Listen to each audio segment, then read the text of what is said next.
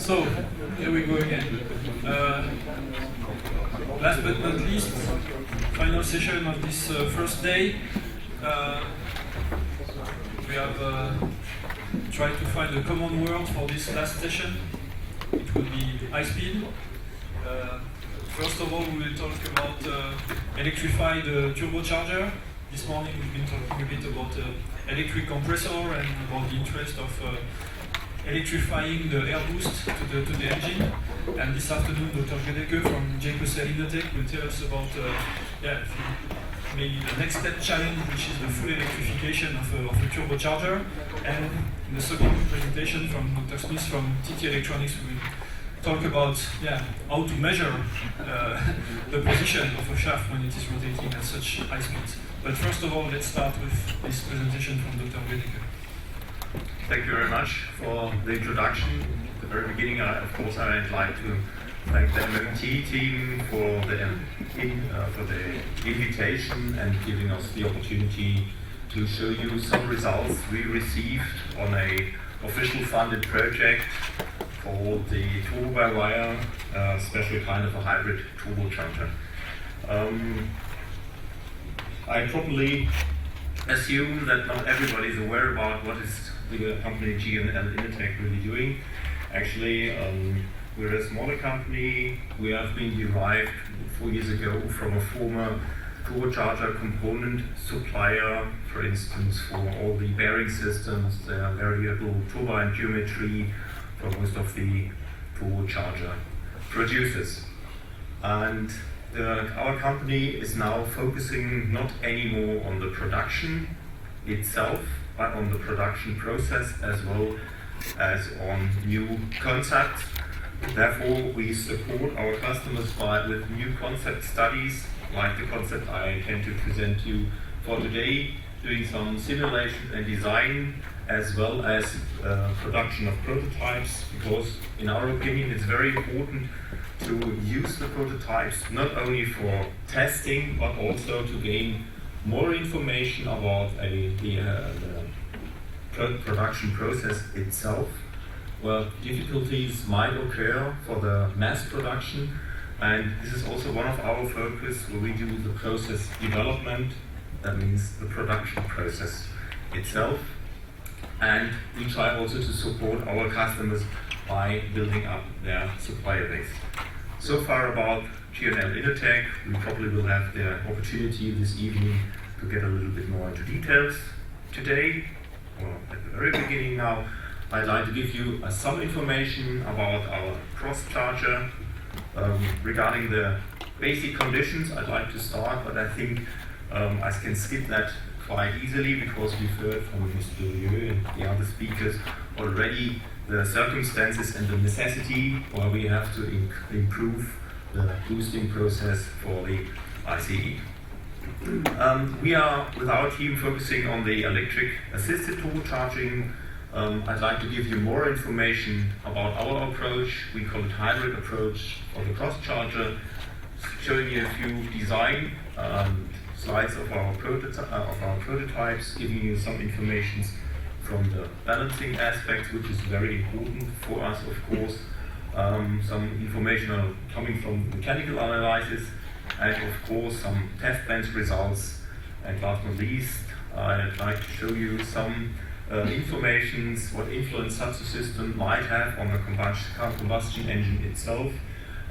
This simulation we are doing in combination or in cooperation with the AWL Graz in Austria. Starting with basic conditions, we've heard that there's a tremendous need. Of course, we have got the drivability versus the fuel efficiency, and we have the necessity, of course, as we heard, to increase the fuel efficiency, but most of the methods lead to a lowering of the drivability.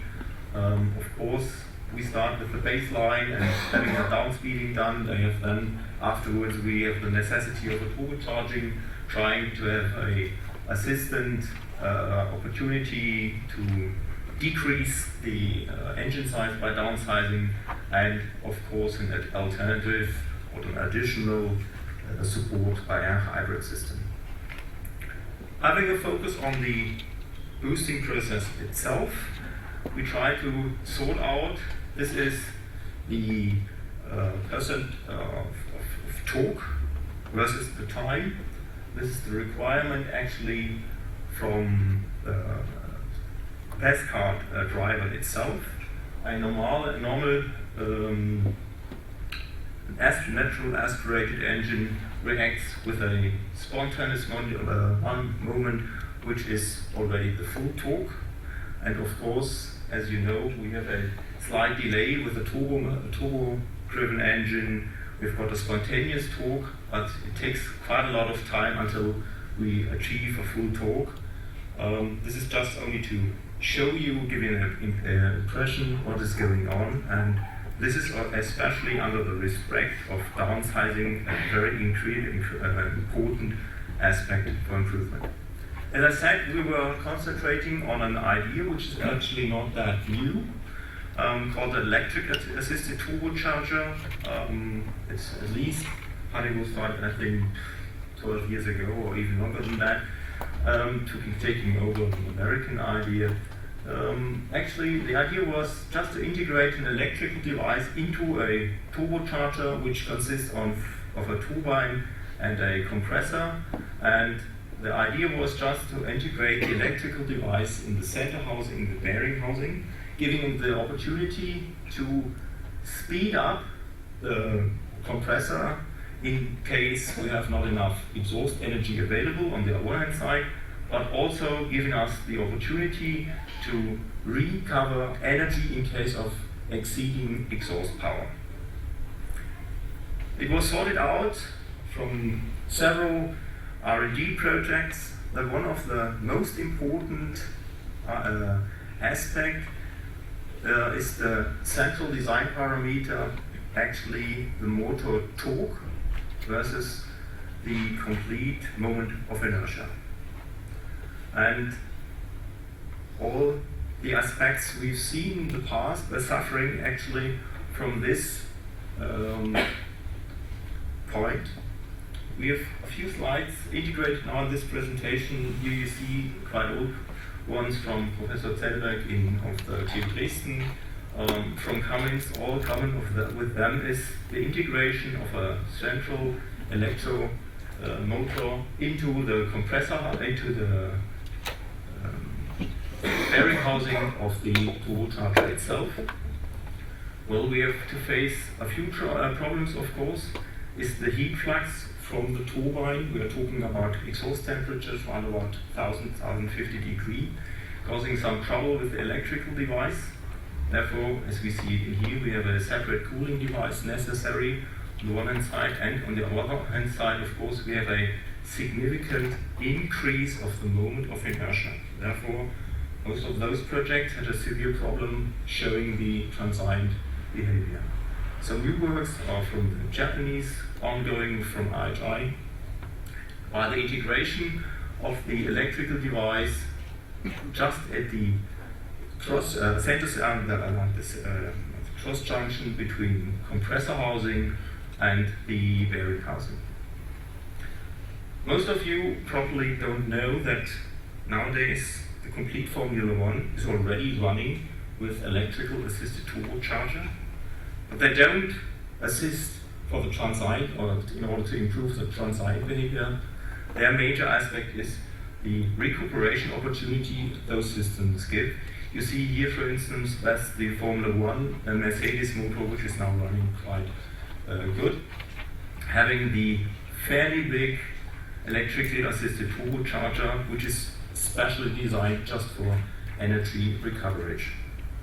We took over this and tried to sort out a system, to design a system which might be suitable from the one hand side for the mass production, and of course for the aspects we mentioned before for downsized engines.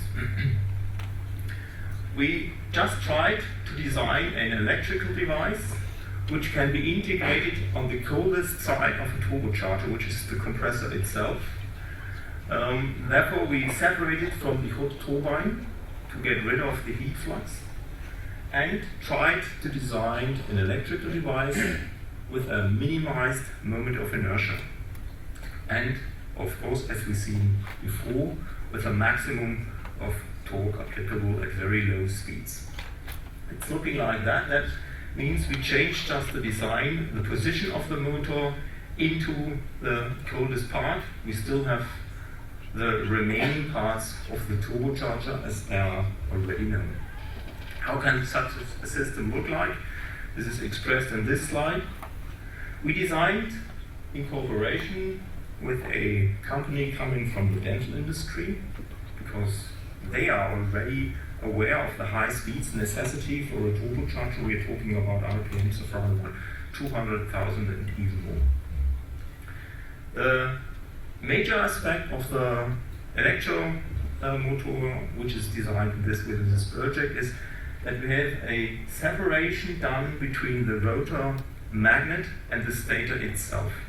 We increased it that far that we have the opportunity to soak the complete intake air through the electrical device, giving us the opportunity on the other hand side to use the remaining turbocharger components, which are extraordinarily difficult to design, especially the bearing system and so on.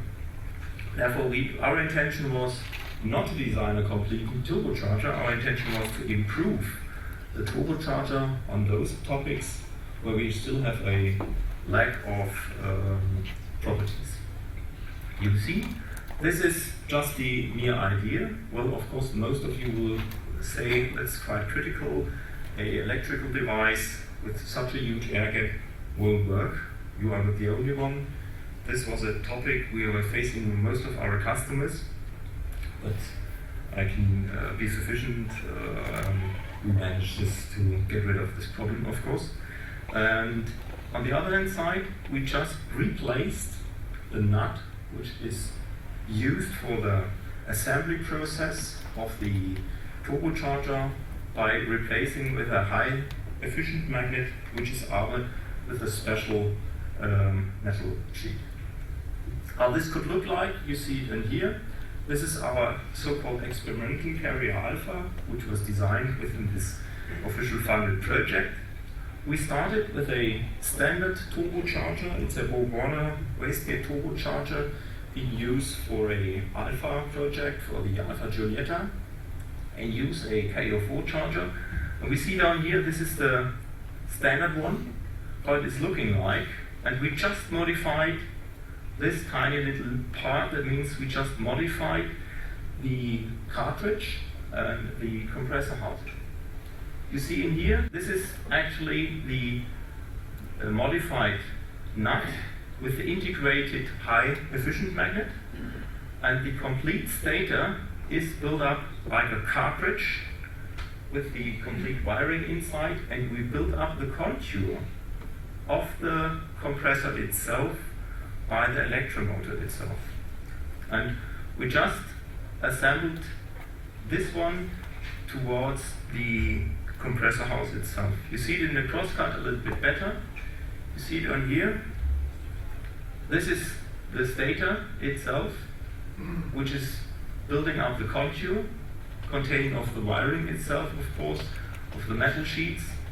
And on here you see in front of the compressor wheel, which is slightly modified, the high efficient magnet with the armoring itself. You see there's hardly any impact on the intake system itself. We took over the complete bearing system from the standard turbocharger. We had only a slightly increase of the mass of the shaft by only 38 grams within this project, which also causes a slight increase only of the moment of inertia of around about 5.5%. The subject is, we've seen before, we were talking about 50 or even 80% increase of moment of inertia, as you see a tremendous difference to the design we have chosen.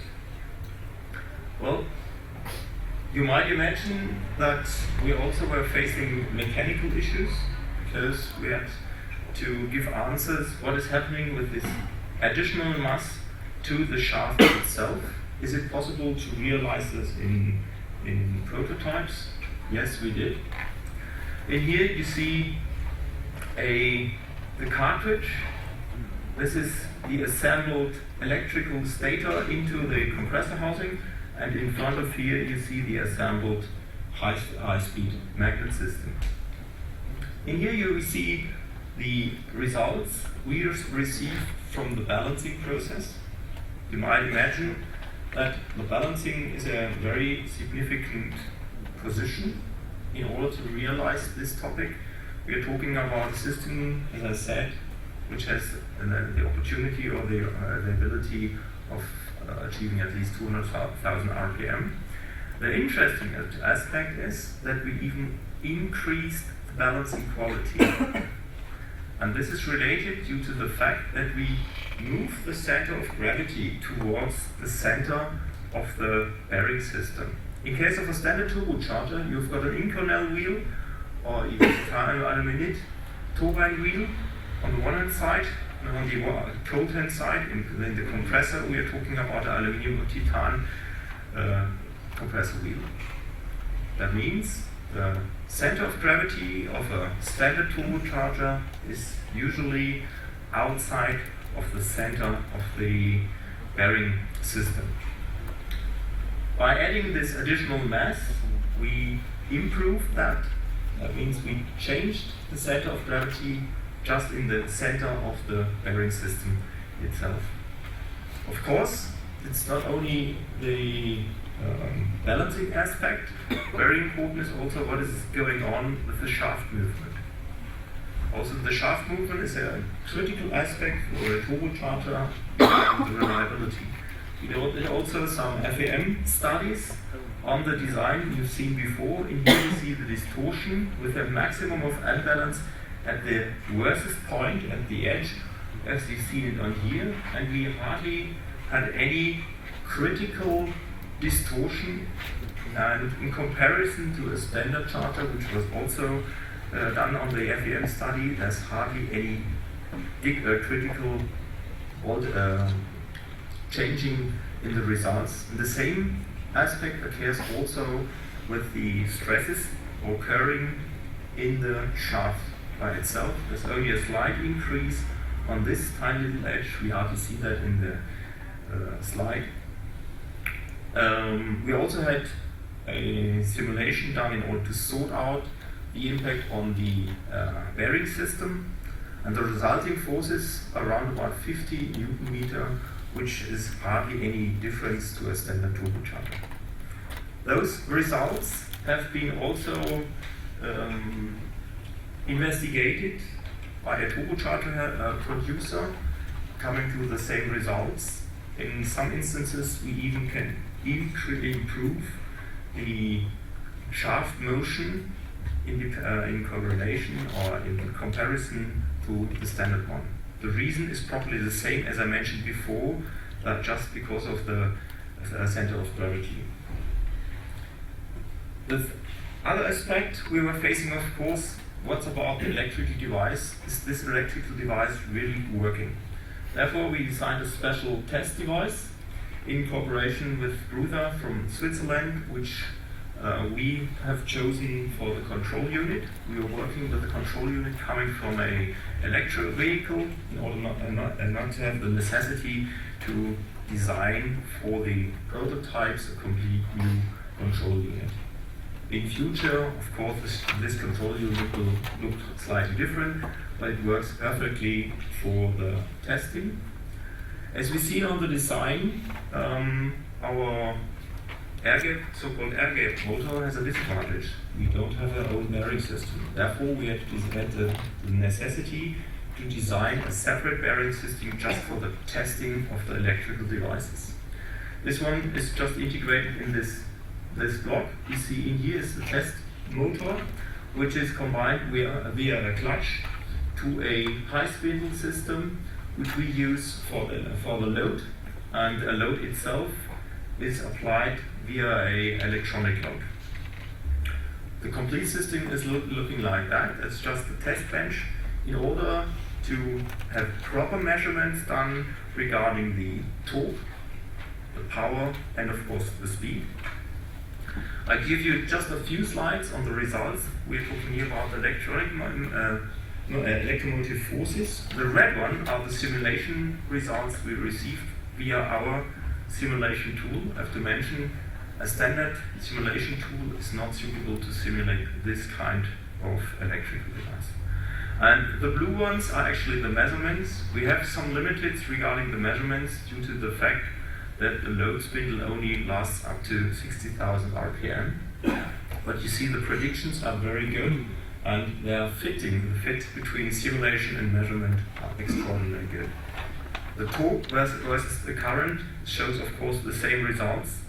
We have, with this test device, achieved torques of around about 70 Newton centimeter, and for us it's very important to have a high low-end torque, of course.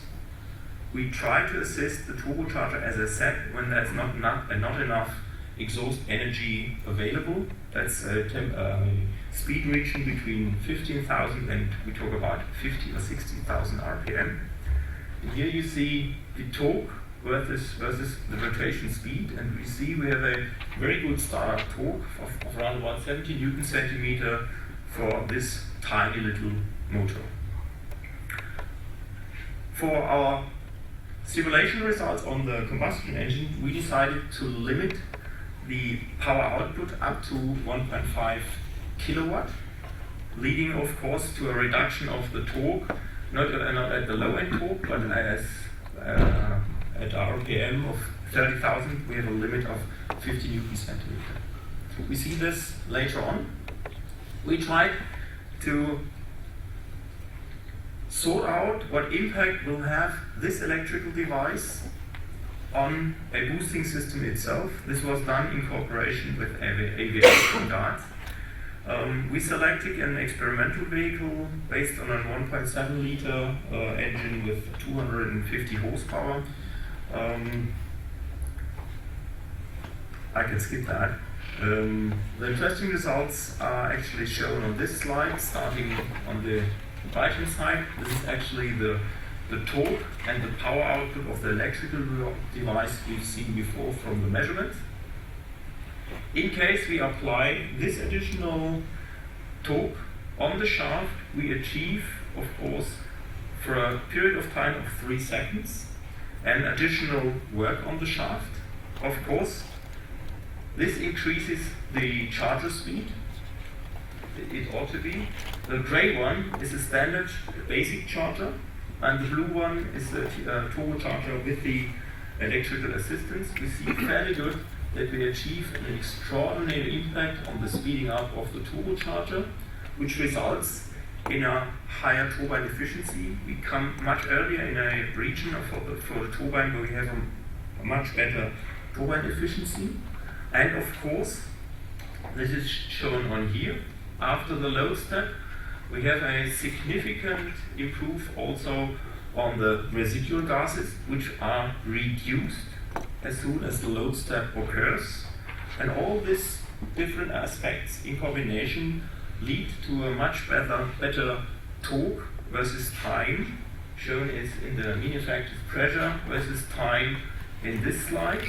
The gray line actually is the basic turbocharger, which is a quite good one, which is one of the best one at the very moment regarding the fitting itself.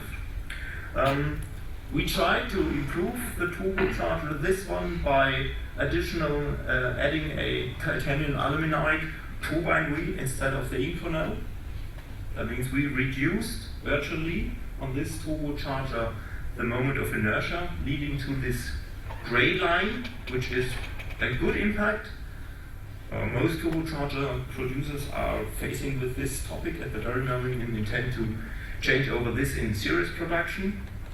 But on the other one side, and this is the blue line, by adding this tiny little electromotor we've seen before, we increase the torque versus time, or the mean effective pressure of the combustion engine, incredible. To give you an impression what that means, it's just a benchmark analysis shown in here. We've got the boosted torque gradient, as we've seen in the last slide, versus the specific power of the ICE.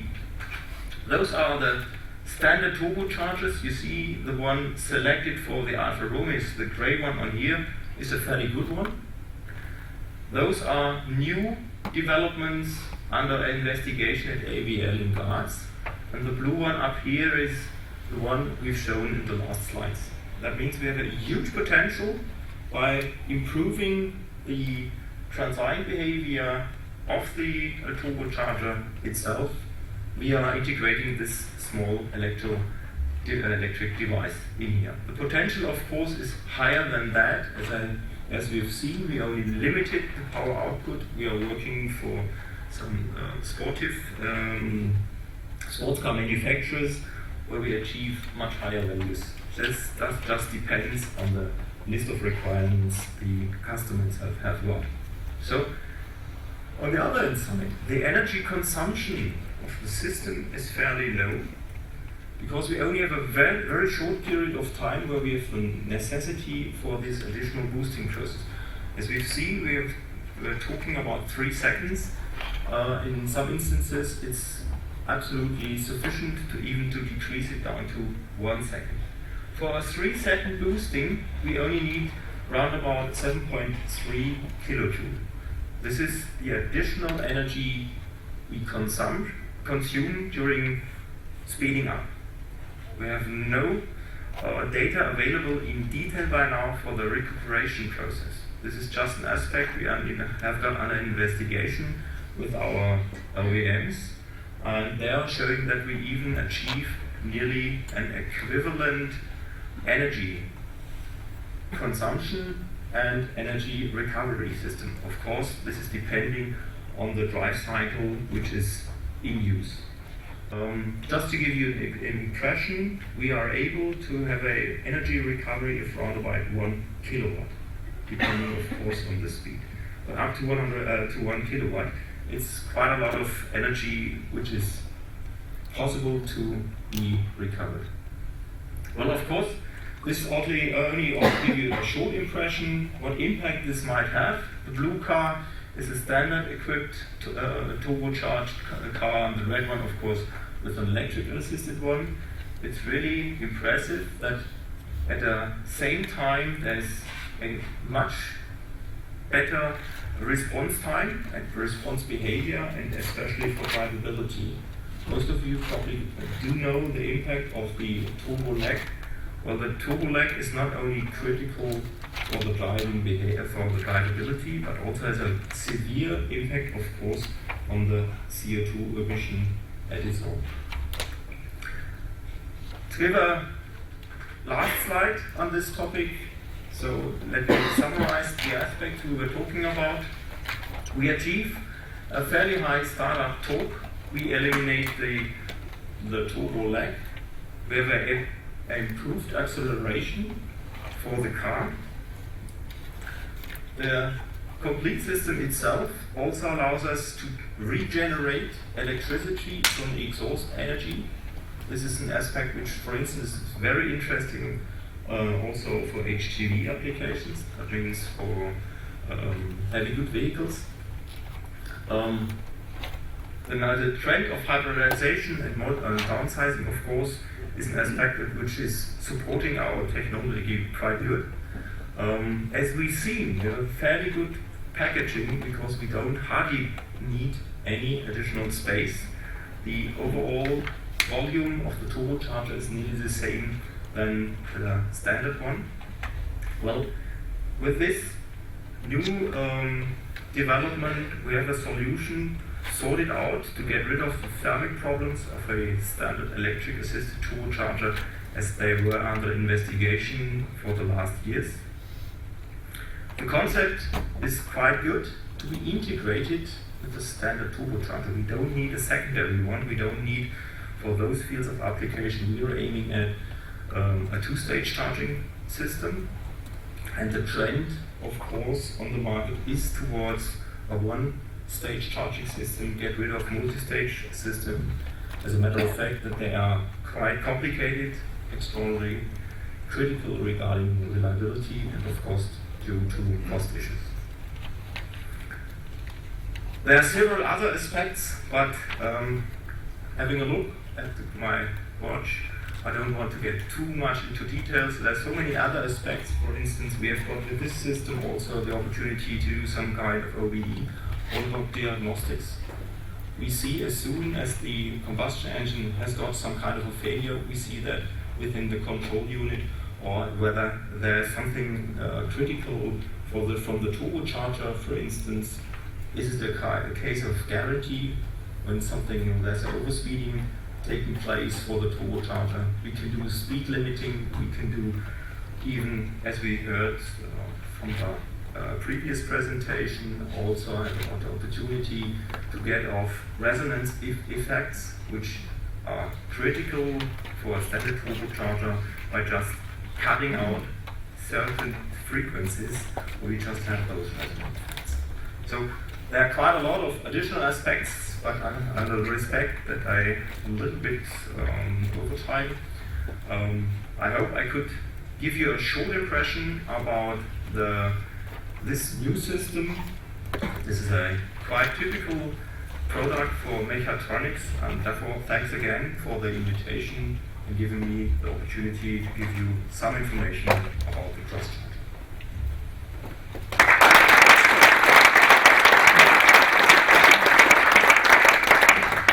So, thank you very much, Dr. Gödeke. I'm quite sure that everybody here would like to try the red car. So, are there some questions?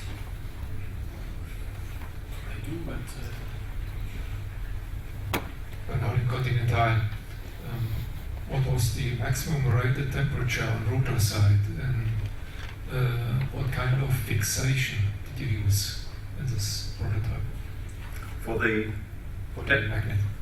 For the temperature, the maximum rated temperature. Well, we're talking about maximum temperature of 180 degrees centigrade. And the fixation? Kind of gluing, or what did you use here? I don't know the tool itself. I don't know what's the name for this tool. This for the motor simulation. It's a own simulation tool, which has been specially designed for this kind of motor. And why did you use it? Permanent magnet system? The question is, how do you mount the magnet on the rotor, if I got it? Or do you mount the permanent magnet? To mount, to assemble it. That was the question. The assembly process, the rotor magnet, it's a mechanical process. We have an arm ring. The arm ring design is specially equipped. We have a very good fixture to the existing compressor wheel. So we have a very good assembly opportunity, and of course all single parts are balanced in advance. But this is a usual process your colleagues do as well for the standard charger. And what are the reasons, in your opinion, that you use this type of motor? Well, could you explain us? This type of motor gives us, is the only opportunity to have the complete, at the very beginning, a very low moment of inertia, one inside, and give us really the opportunity to have this huge air gap. With another electrical device, we don't have the chance to get really the magnetic field working in order to have the EMF done.